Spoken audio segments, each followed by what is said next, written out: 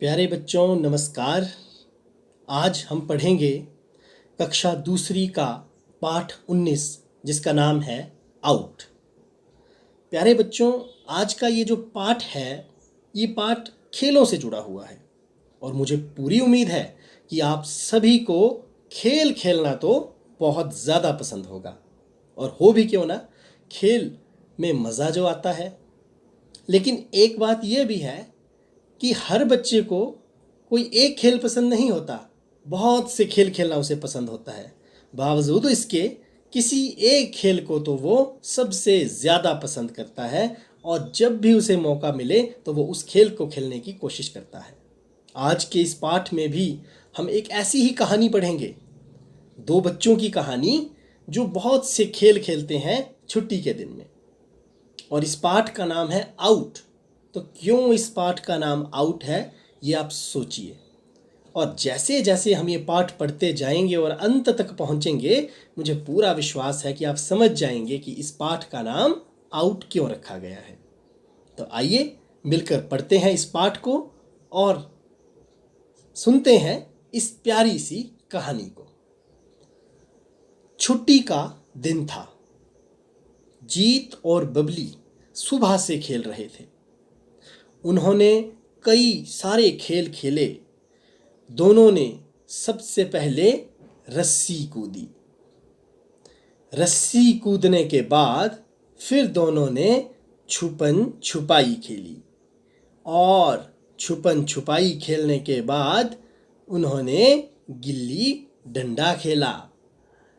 इसके बाद दोनों बच्चे क्रिकेट खेलने लग पड़े। बबली ने कहा कि चलो क्रिकेट खेलते हैं। जीत गेंद फेंकने के लिए तैयार हो गया। जीत ने गेंद फेंकी और बबली ने जोर से बल्ला घुमाया। गेंद मोहित के आंगन में चली गई। अब मोहित के घर पे तो ताला लगा था। जीत और बबली का खेल रुक गया। बबली बोली कि उसे गेंद बनानी आती है। उसने जीत से कपड़े, कागज, पन्नी लाने को कहा। वह खुद भी ये सब ढूंढने लगी। दोनों ने खूब सारी कतरने और पन्नियां इकट्ठी कर ली। बबली सुतली का एक टुकड़ा भी ले आई। बबली ने उन सब को मिला करके एक गोला बनाया। गोले को सुतली से कसकर बांध दिया और बन गई दोनों की पसंद की गेंद। अब खेल फिर शुरू हो गया।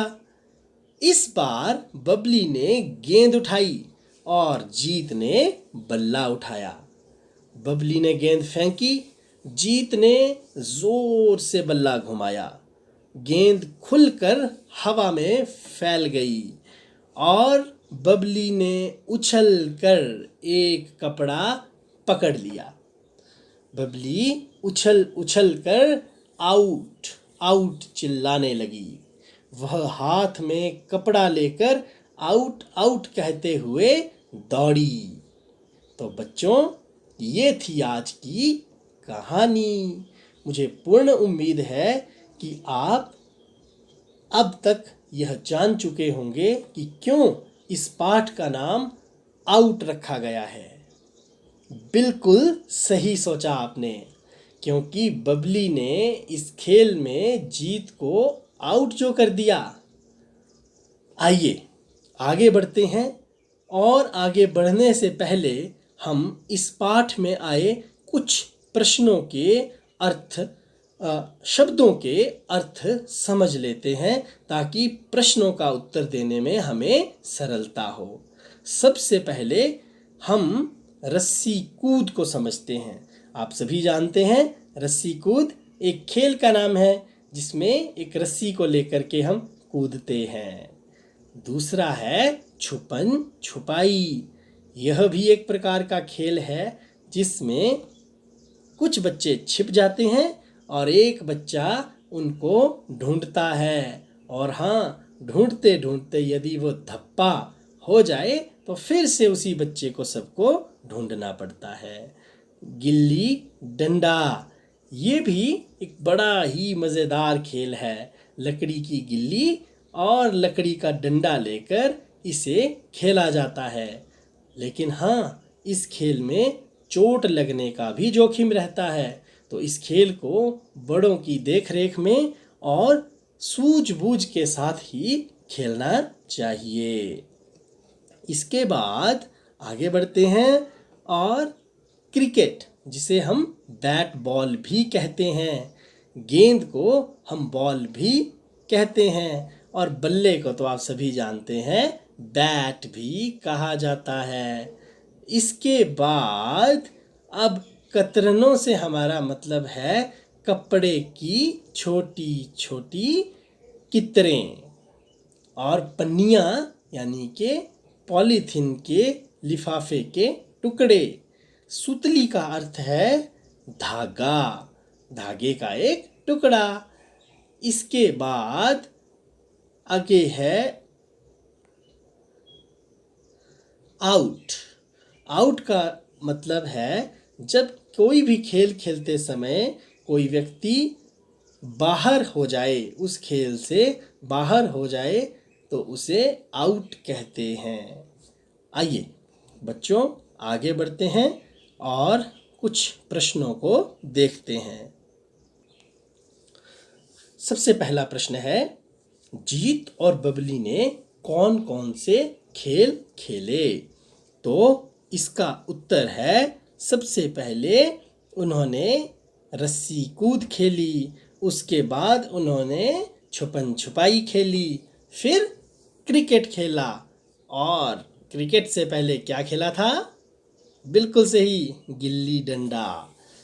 आइए दूसरे प्रश्न की ओर आगे बढ़ते हैं। दूसरा प्रश्न है, आप कौन कौन से खेल खेलते हैं और किसके साथ खेलते हैं? तो मैं अपना बताता हूँ, फिर आप अपना बताइएगा। और हाँ, कमेंट बॉक्स में लिखना बिल्कुल भी मत भूलना। मुझे कबड्डी खेलना बहुत पसंद है और मैं इसे अपने दोस्तों के साथ खेलता हूँ। अगला प्रश्न है, बबली ने गेंद बनाने में कौन कौन सी वस्तुओं का उपयोग किया?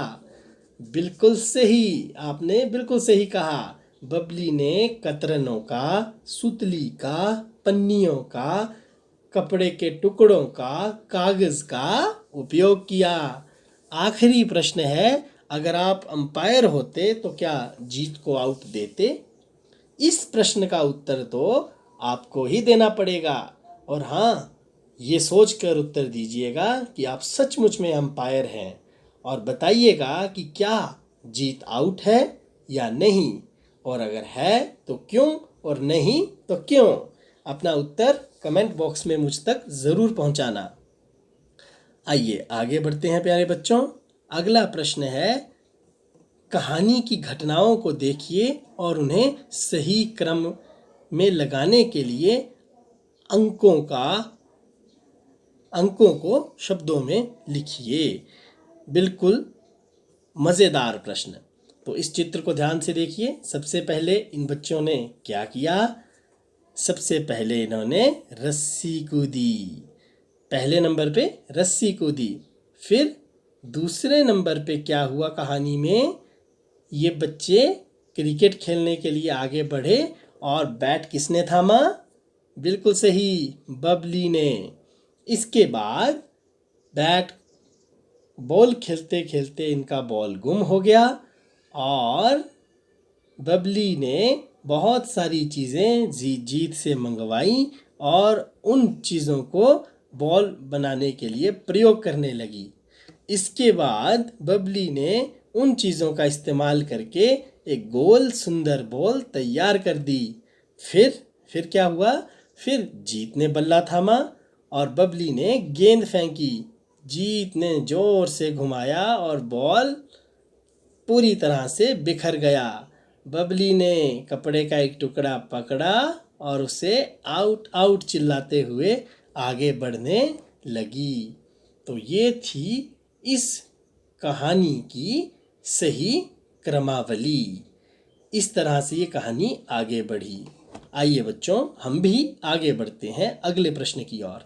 अगले प्रश्न में खेलों के नाम दिए हैं और आपको बताना है कि आप उस खेल को किस नाम से जानते हैं अपने स्थानीय परिवेश में। जैसे पहला है कबड्डी, तो हमारे परिवेश में कबड्डी को कबड्डी ही कहा जाता है, लेकिन बहुत सी ऐसी जगहें हैं जहां कबड्डी को अन्य नामों से भी जाना जाता है। तो आप अपने क्षेत्र में कबड्डी को किस नाम से जाना जाता है वो लिखेंगे। छुपन छपाई, पिट्ठू, जैसे पिट्ठू को हम पिट्ठू गरम भी कहते हैं या फित्ती फित्ती भी कहते हैं। इस तरह से आप भी तरह तरह के नाम की जानकारी इकट्ठा करके यहाँ लिखेंगे। अगला है गिल्ली डंडा और फिर कंचा। तो कंचे को तो कुछ जगहों पर पिल्ले भी कहते हैं, गोलियां भी कहते हैं। आपकी जगह, आपके परिवेश में इसे क्या कहते हैं, कमेंट बॉक्स में ज़रूर बताना। इसके बाद आपको अखबारों से 2 खिलाड़ियों के चित्र काटकर अपनी पुस्तक में यहाँ दिए गए स्थान पर चिपकाना है और इन खिलाड़ियों के बारे में अपनी कक्षा में बातचीत करनी है ताकि सबको पता चल सके इन खिलाड़ियों के बारे में। आगे है एक बड़ा ही मज़ेदार खेल गीत। आइए इस खेल गीत को गाते हैं। पोशंपा भई पोशंपा, सारे गा मा सारे गा। पोशंपा भई पोशंपा, सारे गा मा सारे गा। आओ मिलकर खेलें खेल, छुपन छुपाई छुक छुक रेल। हंसना है मुस्काना है, फूलों सा खिल जाना है। पोशंपा भई पोशंपा, सारे गा मा सारे गा। उम्मीद करते हैं कि आपको ये खेल पसंद आया होगा। अब आप इसी गीत के साथ पोशंपा खेल को खेलने का प्रयास करें। आइए आगे बढ़ते हैं। इसके पश्चात यहाँ इस प्रश्न में कुछ चित्र दिए गए हैं और आपने बताना है इन चित्रों का प्रयोग किस खेल में किया जाता है। तो सबसे पहले इस का प्रयोग किया जाता है बैडमिंटन में। ये है बैडमिंटन के लिए खेले जाने वाली चिड़ी या शटल। इसके बाद ये है गिल्ली, जिसके साथ गिल्ली डंडा खेला जाता है। ये है कंचा, जिसके साथ कंचे खेले जाते हैं। और भाई फुटबॉल को तो कौन भूल सकता है, ये रहा फुटबॉल।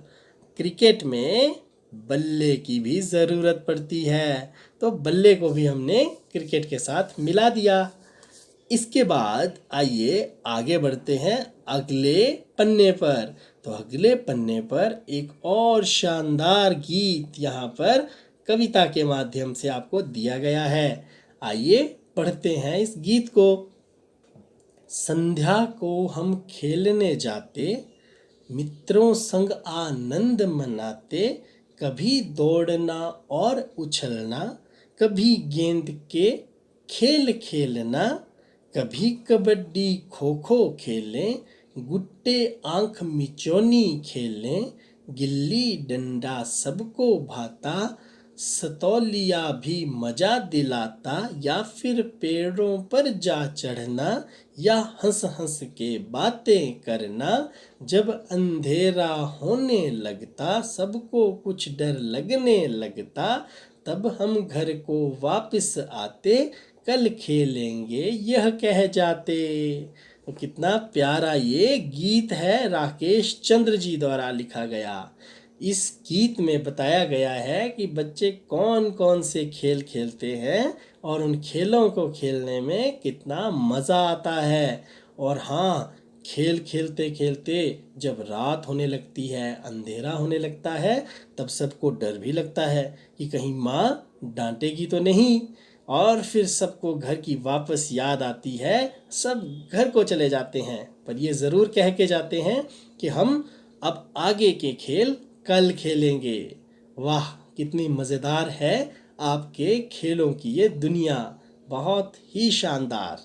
आइए आगे बढ़ते हैं और इन चित्रों पर कुछ बातचीत करते हैं। तो आपको ये चित्र अपनी स्क्रीन पर दिख रहे होंगे।